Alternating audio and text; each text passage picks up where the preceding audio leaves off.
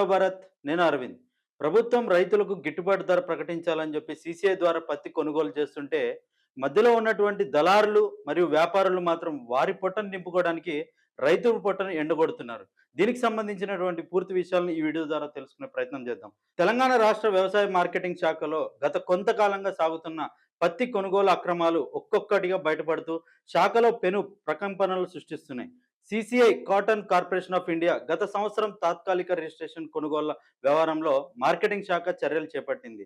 తెలంగాణ వ్యవసాయ మార్కెటింగ్ శాఖకు చెందిన విజిలెన్స్ విభాగం ఖరీఫ్ సీజన్కు సంబంధించి మార్కెట్ యార్డుల్లో పత్తి కొనుగోలులో జరుగుతున్న అక్రమాలను బట్టబయలు చేసింది. సీసీఐ క్వింటాల పత్తిని కనీస మద్దతు ధరకు కొనుగోలు చేస్తుండగా, దళారులు మాత్రం రైతుల నుండి అంతకంటే తక్కువ ధరకే కొనుగోలు చేస్తున్నట్లు అధికారులు గుర్తించారు. ఇది ఎలా అంటారా?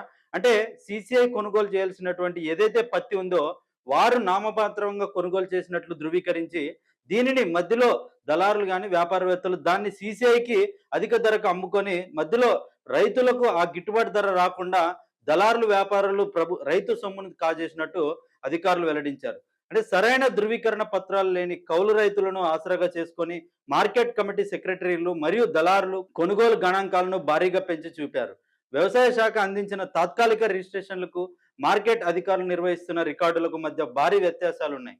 ఈ గోల్మాల్ వ్యవహారంలో గతంలోనే వరంగల్ మార్కెట్తో సహా 7 కార్యదర్శులను సస్పెండ్ చేయగా, ప్రభుత్వం మరో 37 మందిని డిఏఓలను అంటే డేటా ఎంట్రీ ఆపరేటర్లను సస్పెండ్ చేయడం ఆ శాఖలో ప్రకంపనలను సృష్టిస్తుంది. ఇప్పుడు తాజాగా 37 మందిని సస్పెండ్ చేసింది. అయితే దీనిపై అనేక ప్రకంపనలు సృష్టిస్తున్నది. అంటే దానికి సంబంధించినటువంటి యూనియన్లు కానీ వీరందరూ కూడా దీనిపై అనేక ఆరోపణలు చేస్తున్నారు. అంటే ఎవరైతే డేటా ఎంట్రీ ఆపరేటర్లు ఉన్నారో వారి కింది స్థాయి ఉద్యోగస్తులు, అంటే వారు అవుట్ సోర్సింగ్ ఉద్యోగస్తులు, టెంపరరీ అనమాట.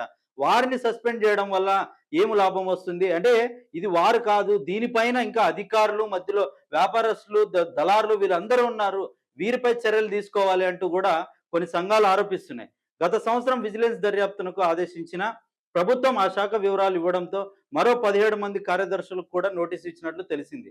గత సంవత్సరం సీసీఐ పత్తి కొనుగోలు సమయంలో మార్కెట్లో తాత్కాలిక పర్మిషన్లు ఇచ్చారు. రైతుల పేరు మీద అధికారులు దళారులు ఈ కొనుగోళ్లను చేశారు.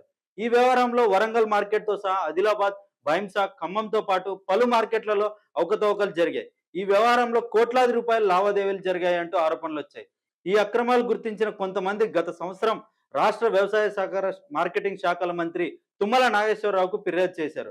ఆయన విజిలెన్స్ విచారణకు ఆదేశించారు. అయితే ఇందులో భాగంగా వరంగల్ మార్కెట్తో పాటు అన్ని మార్కెట్లలో విజిలెన్స్ అధికారులు తనిఖీలు చేశారు.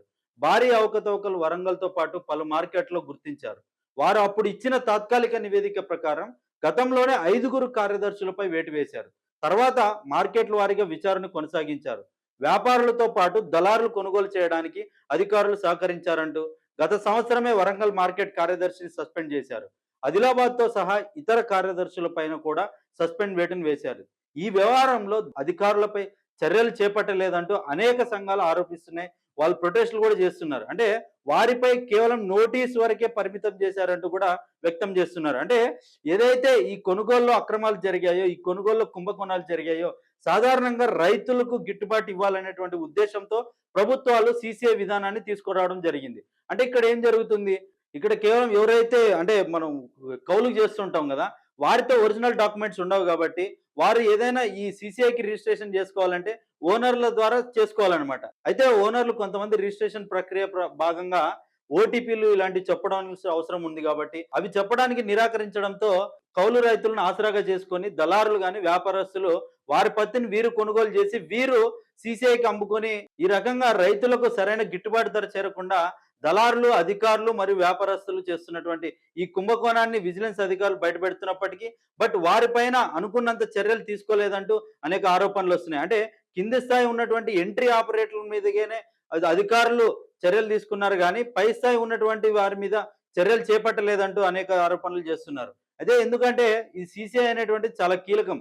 రైతులకు గిట్టుబాటు వచ్చే విధంగా ఇది ఉంటుందన్నమాట. బట్ ఇందులో లోపం ఏంటంటే కౌలు రైతులకి ఇది చెందదు. ఎందుకంటే వారి రిజిస్ట్రేషన్ వేరే వాళ్ళ మీద ఉంటుంది. వాళ్ళు చెప్తే మాత్రమే ఇది చెందుతుంది అనమాట. కౌలు రైతులు డైరెక్ట్ గా ఇది అమ్ముకోవడానికి లేదు. ఎందుకంటే వాళ్ళకి ఆధార్ లింక్ ఉండాలి, అదేవిధంగా వాళ్ళు రిజిస్టర్ అవ్వాలి. అంటే వీరి పేరు మీద ఆ పట్ట పాస్బుక్ కానీ ఇలాంటివన్నీ కూడా ఉండాల్సిన అవసరం ఉంది. కౌలు రైతులకి ఇవన్నీ ఉండవు కాబట్టి వాళ్ళకి అమ్ముకునే పరిస్థితి కూడా లేదు. కాబట్టి వీళ్ళనే ఆసరా చేసుకొని దళారులు అందరూ కూడా ఈ యొక్క కుంభకోణంలో పాల్పంచుకుంటున్నట్టు అనేక మంది ఆరోపిస్తున్నారు. అయితే దీనిపైన ప్రభుత్వం దృష్టి పెట్టి ఎవరైతే ఈ కుంభకోణంలో అధికారులు గాని, ఇంకా ఇతర ఎవరైతే పాల్పంచుకొని ఉన్నారో వారి మీద కఠిన చర్యలు తీసుకోవాలి. వారి మీద ప్రత్యేకంగా చర్యలు తీసుకోవాలంటూ కూడా అనేక సంఘాలు ఆరోపించారు. అక్కడ ఉన్నటువంటి రైతులు కూడా ఆరోపిస్తూ ఉన్నారు. అయితే ఇక్కడ ఏమవుతుందంటే సుమారు ఉదాహరణకు చెప్తాను చూడండి. రూ. 7,000 ఉంటే ఒక పత్తి కొనుగోలు కింటాకు వీళ్ళేం చేస్తారంటే రూ. 6,000 కొనుగోలు చేసి వీరు సీసీఐ ద్వారా మాట్లాడుకొని వారు వీరు ఒప్పందాలు చేసుకొని 7,000 అమ్ముకోవడం జరుగుతా ఉంటది. అంటే ఇక్కడ ఒక కింటాకు రూ. 1,000 వ్యత్యాసం కనిపిస్తా ఉంటది. అంటే ఉదాహరణకు చెప్తున్నాను నేను. అలా ఒక రైతు ఒక 30 క్వింటాలు పండించడంలో రూ. 30,000 లాస్ అవ్వడం జరుగుతుంది. అంటే ఒక రూ. 30,000 అంటే రైతు పెట్టుబడికి ఎంత ఉపయోగపడుతుందో మనందరికీ తెలుసు. మనం అందరం కూడా రైతులే, అందులో మనం పండిస్తున్నాం. మన కుటుంబాల్లో కూడా అలాంటివి చూస్తూనే ఉంటాం. అంటే ఆ రూ. 30,000 లాస్ అవుతున్నాడంటే ఎంత ఘోరంగా ఈ కుంభకోణం జరుగుతుందో మీరు చూసుకోవచ్చు. అయితే ఈ రకంగా మనం చూసుకుంటే రైతులకు, కౌలు రైతులకు సరైన న్యాయం జరగట్లేదంటూ అనేక మంది రైతులు అక్కడ ఆరోపిస్తా ఉన్నారు.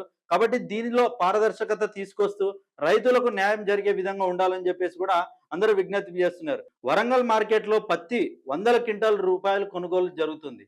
సీసీఐతో పాటు వ్యాపారులు కొనుగోలు చేస్తారు. ఉమ్మడి జిల్లా పరిధిలో దాదాపు 55 కేంద్రాల్లో పత్తి కొనుగోలు చేస్తున్నారు. ఆదిలాబాద్, కరీంనగర్, ఖమ్మం జిల్లాల పరిధిలో గల పత్తి కొనుగోలు జరుగుతున్నాయి. అయితే గత సంవత్సరం వ్యవహారంలో చర్యలు తీసుకోకుండా ప్రజాప్రతినిధుల ద్వారా దళారులు, అధికారులు ప్రయత్నాలు చేయడం ద్వారానే వారిపైన చర్యలు చేపట్టినట్లు తెలుస్తుంది. విజిలెన్స్ నివేదికలో భాగంగా తాత్కాలిక ఉద్యోగులపై వేటు వేయడం పలు విమర్శలకు తావితీస్తుంది. అయితే ఈ సీసీఐ పత్తి కొనుగోలు అనేటువంటిది మీ ప్రాంతాల్లో ఎలా జరుగుతుంది అనేటువంటి విషయాన్ని కమెంట్ రూపంలో తెలియజేయండి. Thank you.